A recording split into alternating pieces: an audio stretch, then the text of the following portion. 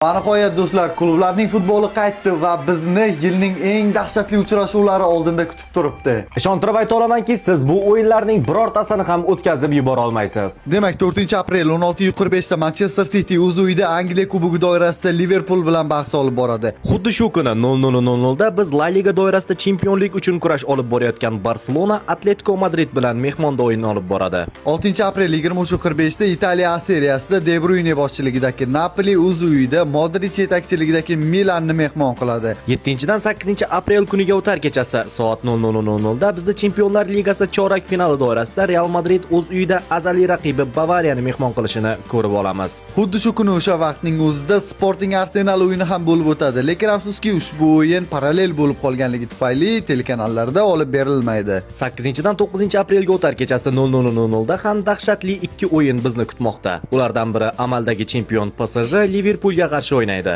Parallel ravishda esa yana Barselona va Atletico Madrid to'qnash keladi. Bu safar Chempionlar Ligasi chorak finalining dastlabki o'yini. 12-aprel 20:30 da esa bizni APL Klasikosi kutmoqda. Chelsea o'z uyida Manchester City bilan o'ynaydi. 14-dan 15-aprelga o'tar kechasi 00:00 da esa Chempionlar Ligasi chorak finali javob o'yini. Atletico Madrid bu safar o'z uyida Barselona bilan o'ynaydi. Parallel ravishda esa Liverpool Anfieldda amaldagi turnir chempioni PSJni mehmon qiladi. Ertasi kuni 15-dan 16-aprelga o'tar kechasi soat 00:00 da ikkinchi o'yin kunlari Arsenal Emiratesda Sportingni mehmon qiladi. Parallel ravishda Bavariya Real Madrid yarim finalga qaysi jamoa munosib ekanligini kelishib olishadi. 18-dan 19-aprelga o'tar kechasi soat 00:00 da APLda haqiqiy klassik to'qnashuv Chelsea o'z uyida Michael Carrick boshchiligidagi yangilanib borayotgan Manchester United bilan o'ynaydi. 19-aprel 20:30 da esa qaysidir ma'noda APL 2025-26-yilgi mavsum chempion nomi aniq bo'lishi mumkin bo'lgan o'yin. Manchester City o'z uyida turnir yetakchisi